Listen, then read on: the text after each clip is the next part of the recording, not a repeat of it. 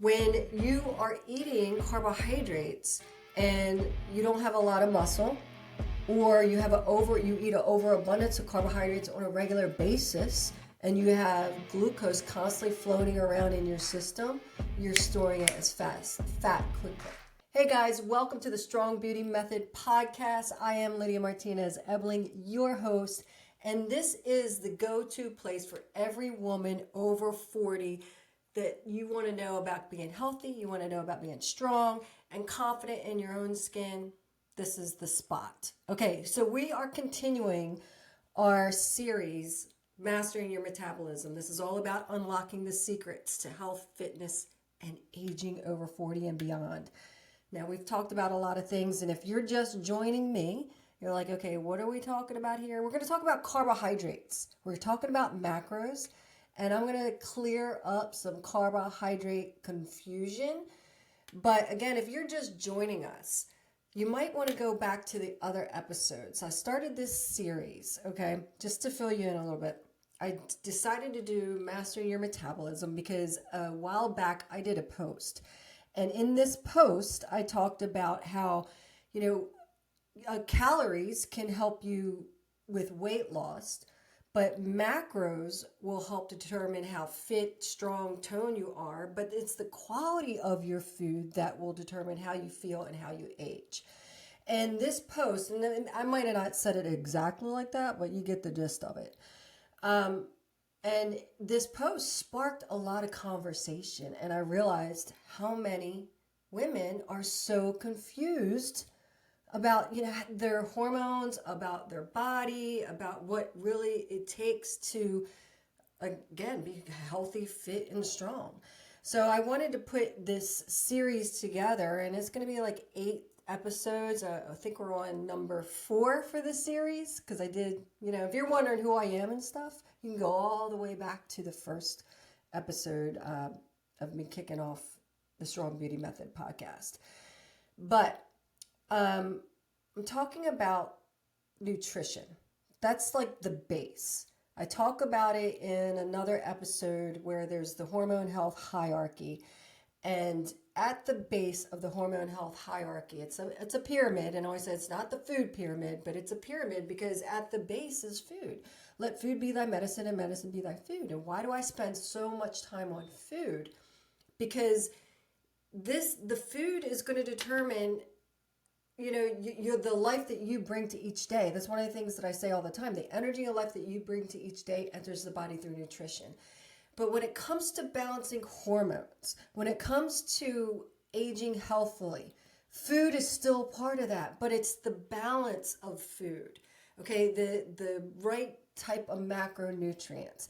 And on the last episode, I discussed protein and how important protein is. And one of the things that I said in that episode, I said, when I talk about protein, I'm like, protein is super duper important. You need it.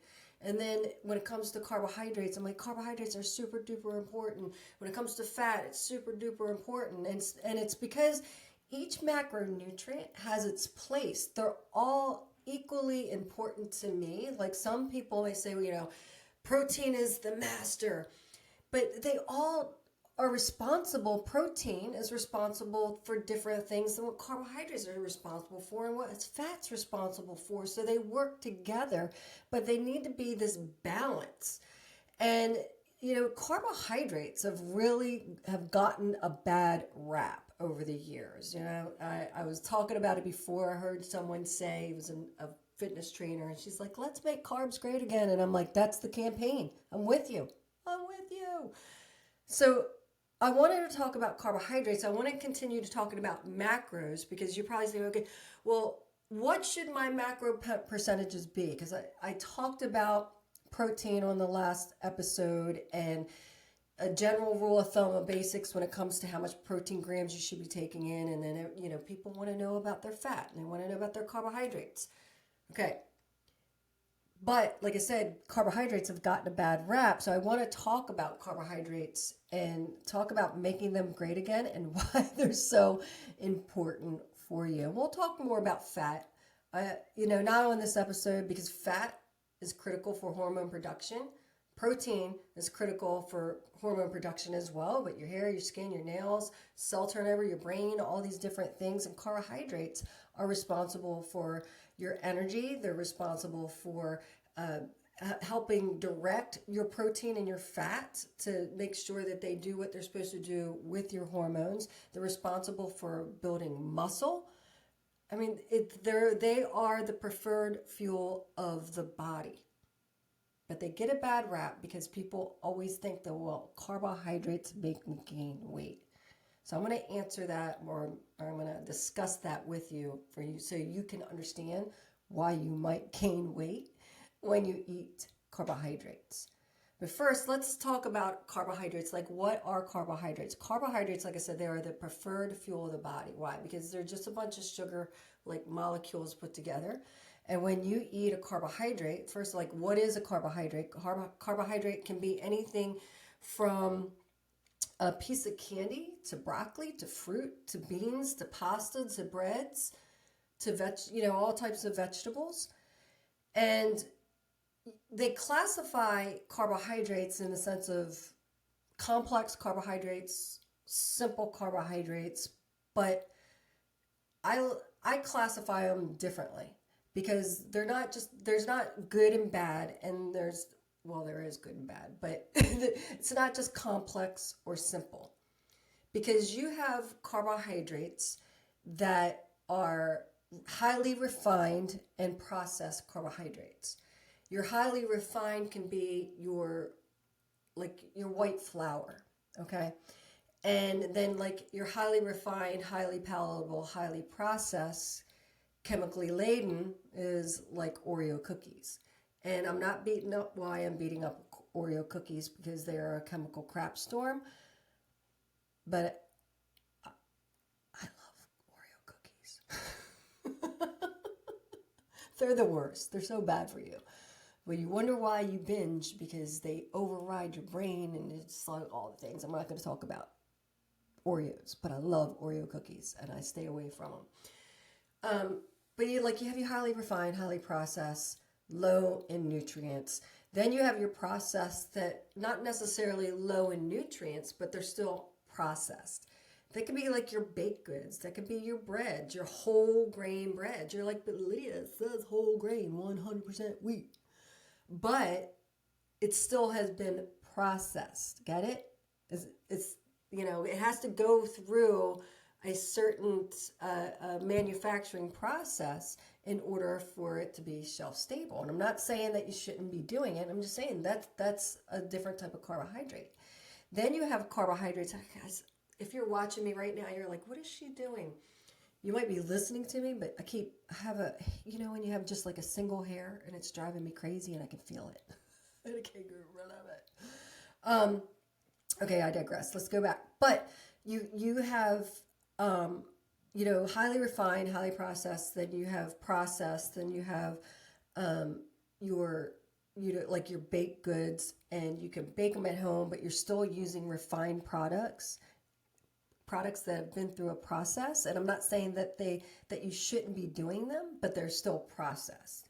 Then you have like your vegetables, and you have different types of vegetables. You have the ones that are nutrient dense and that are full of minerals, and they're like cruciferous. They have a lot of different qualities and nutrients in them, and fiber that are really good. Then you have vegetables that are really good for you, but they're not as high in fiber. They're like I call them almost like free carbohydrates, like mixed greens, right? Like spinach. It's like you have to eat masses and masses of amounts to get a lot of calories. Okay. Then you have fruits. You have fruits that are high in antioxidants, high in nutrients, phytochemicals, phytonutrients. That some are higher in fiber than others. Some can break down quickly into your system. So then you have carbohydrates that are like your root vegetables, your starchy carbohydrates, your potatoes. I don't care, white potato, yellow potato, orange potato, sweet potato, yams, right? Those are like roots. Then you have your beans, you have your grains, right? So there's all different types of carbohydrates, and these, why do I break them down? Because some are, like I said, highly nutritious and nutrient dense. Some are nutrient dense and still highly nutritious, but low in calories. And then there's ones that are highly refined that break down very quickly, high caloric, value, but no nutrients in them, like low amounts of nutrients, right? So it's not just like complex and simple. Are you following me? Are you tracking me right now? So that's important to understand. So when you eat a carbohydrate, when I say that it's the preferred fuel of the body, your body takes in a carbohydrate, and its main goal or role is to take that carbohydrate, break it down into sugar, what we call glucose. Your body releases insulin, and insulin's main role is to grab onto that glucose and transport it to the muscle cell to store it for usable fuel. You store it in your muscle, you store it in your liver, and then when those stores are full, you store it as fat, or you store it in fat. And here's the thing. When you are eating carbohydrates and you don't have a lot of muscle, or you eat an overabundance of carbohydrates on a regular basis, and you have glucose constantly floating around in your system, you're storing it as fat quickly. Okay, now that's just like a surface level thing that I'm sharing with you. But let me rewind here for a second, so we could talk about like the thing about carbohydrates and people talking about it makes me gain weight.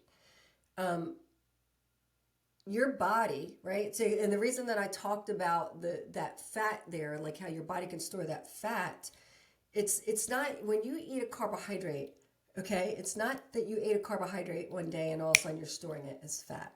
Okay, it's the overabundance of carbohydrates over a period of time that you're not using up. It's the day in, day out, week after week, month after month, year after year, to where you have so much glucose floating around, you have low muscle mass, and you have what we call insulin resistance almost, that your body's not responding properly and you just store it as fat. Okay? So you're thinking it's the carbohydrate, but what it is the imbalance of carbohydrates. Right now, they say in America, the average American consumes 200 to 300 grams of carbohydrates a day, and it's in the form of French fries and ketchup. What the, right? So, first of all, I don't consume 200 to 300 grams of carbohydrates in a day, and I have a good amount of muscle mass, and I'm very active, and so I use up that glucose.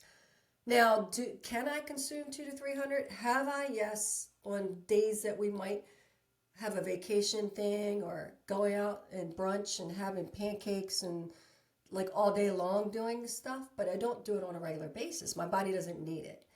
So you probably don't even know how much carbohydrates that you're taking in on a regular basis. And I'll talk about that towards the end here, because that's what we want to figure out. Okay. Now, why do carbohydrates, you're like, well, Lydia, I'm telling you, because I'll hear it all the time, because women are so afraid of carbohydrates. And they're like, but Lydia, when I eat carbohydrates, I gain weight. I get on the scale and the scale goes up 3, 4, 5 pounds in one night. Yeah, it does. But first of all, stop getting on the scale every day. I'll talk about it more, but the scale is a liar. It doesn't tell you, I'm not saying that don't use the scale, but don't get on it every day, because your weight fluctuates from moment to moment, hour to hour, right? So it's all based on your hormones, your hydration level, have you had a bowel movement, did you eat, do you drink, all these different things. So don't get on the scale every day. Going back to the carbohydrate. First reason that you can gain weight when you eat a carbohydrate is because for every 1 gram of carbohydrate that you consume, you retain 3 grams of water. So it's not fat weight, it's water weight. That's why you don't want to get on the scale every day. So that happens when I say a carbohydrate, I'm talking about like starchy carbohydrates. Those are the ones that are going to grab onto fluid, and you want them to do that. But when your body's not processing things properly, then you're going to feel frustrated and you can feel bloated. Another reason that you could gain, that's the base of it, but carbohydrates causing you to gain weight is because you've gone too long of a period with not eating enough carbohydrates. What? Yeah, because your body is always looking for balance. And we go through these periods where, people are like, don't eat any carbohydrates. They're doing Atkins. They're doing keto, or, doing these different programs. And I'm not picking on those programs. But for a woman, when you go a long period of time without eating carbohydrates or such a low amount of carbohydrates, it actually slows down your metabolism. And your body, your mitochondria, doesn't know how to act. Just like when you're eating too much carbohydrates, your mitochondria doesn't know how to process it. When you're not eating enough carbohydrates for too long, your mitochondria doesn't know how to function. So now you've caused your body to become really carb sensitive and not learn how to actually process that carbohydrate and use up that carbohydrate. Another reason that you could be gaining weight, like I talked about, you were consuming too much for a given period of time, is because you have really low muscle mass. And the lower muscle mass that you have, the harder it is for your body to process a large amount of carbohydrates. The more muscle you have, the more carbohydrates your body actually needs, because that your muscle stores that glucose, that glycogen in your muscle cell. And the more muscle you have, the more mitochondria you have. The more mitochondria you have, the more energy you have. And the better that you function, and the better all the things work together. Carbohydrates are the key to that. You will literally slow down your metabolism by not consuming enough carbohydrates. And for women, when we go a long period of time, well, I just talked about it, slows down your metabolism, but what happens, it puts stress on your body. It stresses out your thyroid. It stunts your testosterone, which is a metabolic hormone. It's not just a sex hormone. So it stunts that. And then it causes your body where you're not able to process it properly. It puts your body under too much stress. That's leading me to the next thing. When you have too much cortisol, then your body has a hard time processing or working with insulin. And your body needs those carbohydrates to function properly when it's under high stress, but it's a balance. And then if you've gone through menopause or going through menopause, well, testosterone, estrogen, progesterone work and help your body function properly when it comes to insulin. Automatically, when we start going through that hormonal decline, our insulin resistance goes up, and our cortisol levels automatically go up. And then if you're already under a lot of stress, then what's happening is that your adrenals are overworked. You have a lot of cortisol going on. You have too much insulin floating around, and that means that you have too much glucose floating around because your body's not responding to these things, and you're storing fat. I know that's a lot to unpack there, but I wanted you to understand. You're like, so what do I do? Right? Because I could keep going when it comes to carbohydrates and how important they are. But again, it's a balance. You're like, well, Lydia, man, my body's already shot. How do I know? I feel like everything that you just said, that's my issue. How do I know if I'm like carb sensitive? Okay. Oh, let me rewind here for a second. I forgot one. Another reason that you might be gaining weight when you eat a carbohydrate, it's the type of carbohydrate. Not that it's highly refined, but you might be gluten sensitive or intolerant to gluten. And often right now, because, in the US, genetically modified or bioengineered products are high. And so there's these professionals out there that want to tell you it's because you're eating a genetically modified grain or a bioengineered, carbohydrate. Yeah, that's part of it. But even if if you're gluten intolerant or if you have celiac, it doesn't matter if it's organic or not. Okay? Because you lack the enzymes that actually help break down gluten, which is a protein. So you're still going to struggle. So if you are eating organic, but you're still struggling, that could be another reason.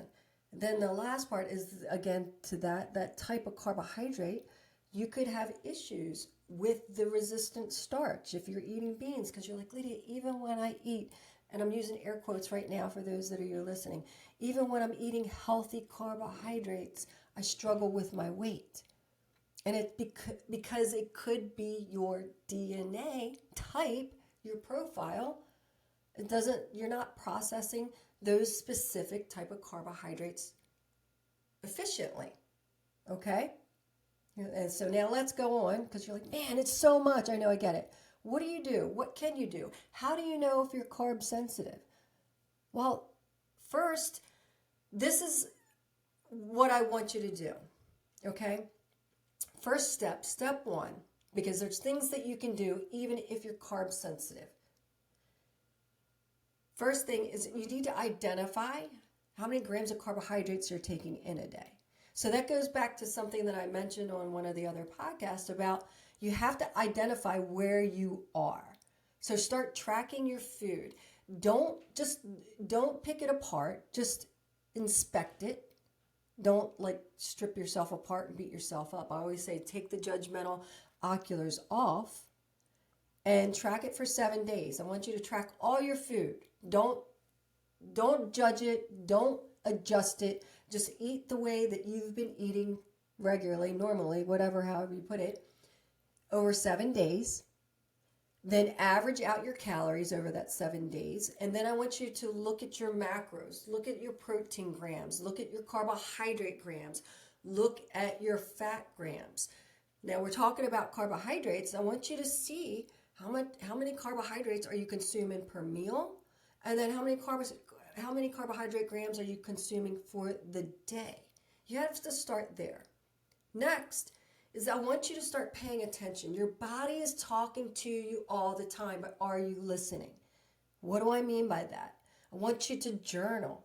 Start paying attention to the type of carbohydrates that you're taking in. Are you taking in processed carbohydrates?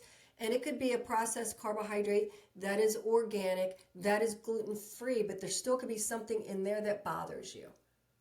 I'm so in tune with my body. And Ryan, my husband, will tell you, I know when I consume something that my body's intolerant to, that I know that I'm intolerant to, but I didn't maybe look at the label, I know right away. Certain things that will, if there was corn in it, if there was wheat in it, even oh gosh, that wasn't gluten-free, right? Something like that. But I want you to start paying attention. And do you notice that you are feeling bloated even when it's quote unquote healthy or high in fiber? Are you continually feeling bloated even when you're eating right now low carbohydrates or quality carbohydrates?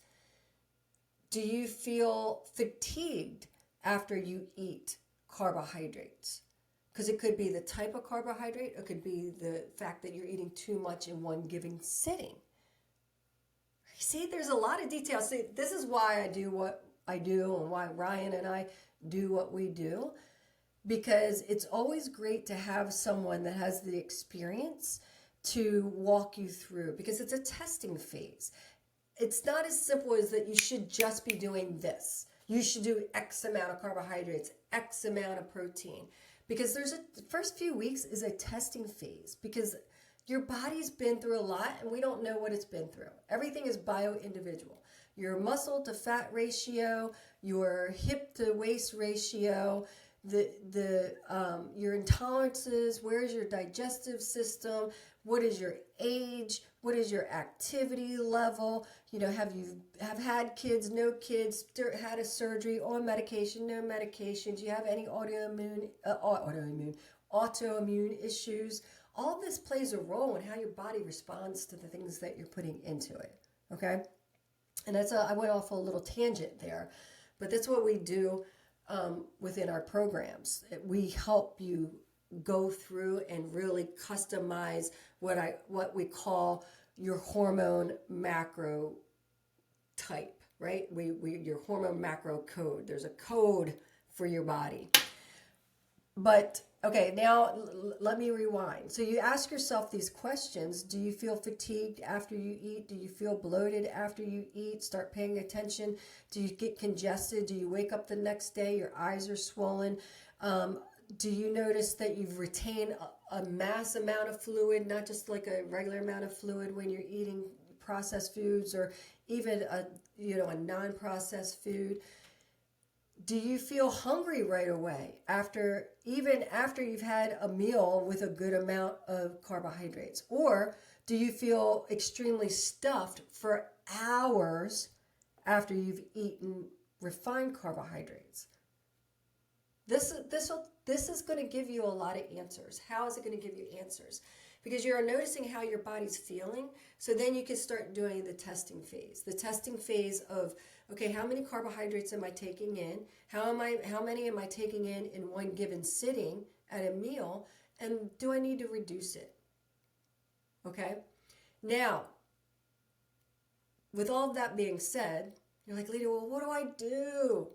First thing, I told you that you're going to track it. Next, things that you can do is, we teach all our women. If you've answered like yes, I'm in menopause, I'm highly stressed, I've been diagnosed with being pre-diabetic, I have all the issues that you just talked about when it comes to eating carbohydrates. Well, first of all, you say yes to at least 3 of them, more than likely you're carb sensitive, meaning that your body's not working efficiently. So we need to get it to work efficiently again. First thing is when you break your fast, whether you intentionally fast or not, your first meal of the day, break it with protein and fat.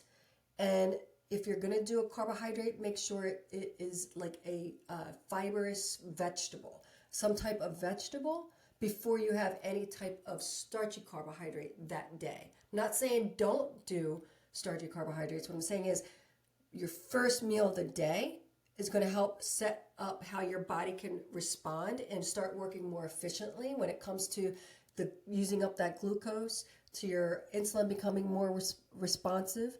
So you can start using it, storing it in the muscle cells for usable fuel instead of storing it for fat. Does that make sense? Comment in the comment, you guys. Give me some feedback if this is making sense to you when you listen to it. I really appreciate it. Okay, so that's the first thing.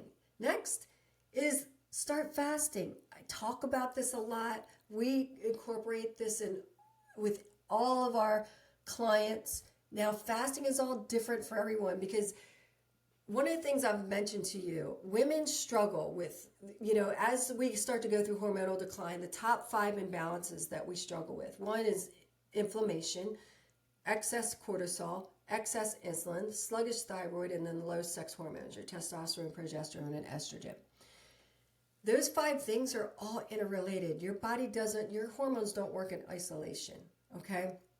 The reason that I share that with you, because when it comes to fasting, everyone's going to be different as well. Like, what are you looking to achieve? And if insulin is your issue, your main issue, then you're going to go a little bit longer as far as fasting. Now, you got to work up to it and do some prolonged fasting, but also work up to it. You want to go hours without eating, right? You don't want to be eating every couple hours. You don't want to be eating 6 meals a day. And you want to go at least 10 hours minimum, from stopping feasting to eating again. 10 is just a number that I throw out there. I mean, if you can do more, then that's better, right? The longer you go, the better. This is going to help your body use up that glucose, start dropping your insulin efficiently. I'll get that out there. Why is that important? Because insulin is either your friend or your foe. And when you have an overabundance of it, anytime insulin is present, fat burning ceases to exist. That's why fasting is so powerful. Among all the things it does for your body and your brain, just talking about getting your insulin and blood glucose in check, fasting is one of the best ways to do it. Next, better way to do it, included fasting, strength training. No, not HIIT, not, 75 hard and the 45 whatevers and, all the different programs. Don't go into the gym arbitrarily and just go through the motions. I'm talking about picking heavy things up and putting them down. Building muscle. Strong like a bull, okay? When you become really strong, your body uses up glucose really fast and it loves it. And then your muscles get even stronger. They work together. Peanut butter and jelly, spaghetti and meatballs, Batman and Robin type of thing. They work together, okay? So start picking up some weights, strength training. Start with your body weight and then go from there. But that's what you want to do. And then the next thing, the last thing, and I'm going to wrap it up here because this is actually all the topics. I could just go for hours and hours, but I'm not going to do that to you. Is looking at the amount of carbohydrate. You're like, Lydia, well, how many grams should I be taking in? Okay. Dependent on your muscle to fat ratio, let's say if you have a really good muscle to fat ratio, that your muscle mass, your body fat is under 23% or under, then you're more than likely you are using insulin efficiently, right? You're using up glucose efficiently. Everything is working better than average. So you can do like a 1-to-1 just to start. What does that mean? If you consume 124 grams of protein because that's your goal and need for the day, then you do 124 grams of carbohydrates. But the more strength training you do, the more activity that you do, you're going to need more carbohydrates. On average, I consume anywhere from 130 upwards of 180 just on a regular. That's me tightening up my food. That's me really paying attention and trying to be sculpted. My body needs that much because I'm highly active and I strength train 3 days a week. And when I strength train. I pick heavy things up and I put them down. Get it? So that's where you can start. Now, if you have a higher body fat percentage, you're not really active, start with, 100 grams. I don't like going anywhere from 80 to 100 grams. And again, if you are type 2 diabetic, this is a whole different conversation. Okay. If you're pre-diabetic, not on any medications and trying to control it, trying to get back on track, get your body working better, then, for a period of time, 80 to 100 grams of carbohydrates, but not more than 4 weeks, right? And then what you want to do, again, and it depends on you and what do you start, are you strength training? Are you starting to incorporate strength training? If you are, then you're going to titrate up, but start paying attention to how you feel. And here's an example. I do upwards of 180 grams of carbohydrates a day, but my first meal of the day is a lower carbohydrate. When I talk about carbohydrates, starchy carbohydrate, I'll do my 3 eggs and I'll do about 30, anywhere from 20 to 40 grams of avocado, fresh salsa, and I do the siete tortilla. It's lower in carbohydrate, it's lower in calorie, but one of the things that I noticed is that when I would do my 2 pieces of gluten-free bread that is so yummy, I feel more tired. So it's how I'm processing. So I process better breaking my fast, my first meal of the day being lower carbohydrate, and then raising my starch and carbohydrates with my other meals. And hopefully that makes sense. So it's a testing phase. Got it? Got it? So it's all bio individual, and it's a testing phase. And you're like, man, Lydia, it's a lot. I know it can be, but not really, because you're setting your body up for the rest of your life to age healthfully.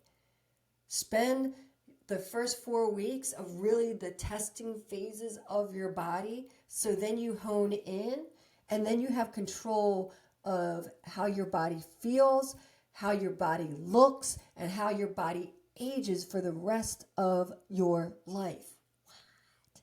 Yes, that's the cool part. Okay, now I've been talking about it. We have a free resource. You can go in the show notes or down below if you're watching on YouTube. It's completely free, Hormone Reset 101 guide. That's going to give you a lot of base. And we're getting ready to introduce my Hormone Reset Club.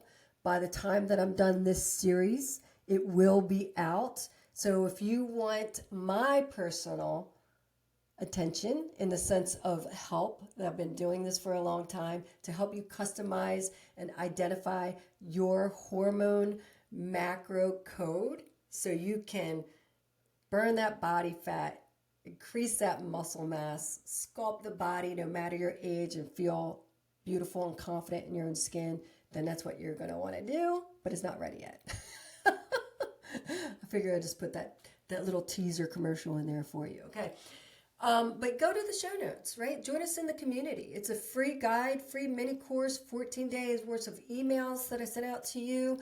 The community's great, and you can ask questions right in the show notes. And then last, ladies, thank you for taking time out. I know time is precious, so I don't take it lightly that you choose to spend some time with me and listen to me talk about things that I am really passionate about. And I am passionate about you getting the right information, because this is the best years of your life, I promise you. Right? You just might need some tweaking, and I'm here to support you. So I'll see you guys on the next episode. Do me a favor, take some time. If you have a question, comment in the comments, leave a review, make sure that you subscribe, and help me get the word out. Share this with your friends so we can build the right community to where you're getting the right information and the right support. Okay, so I'll see you guys on the next episode. I love you guys.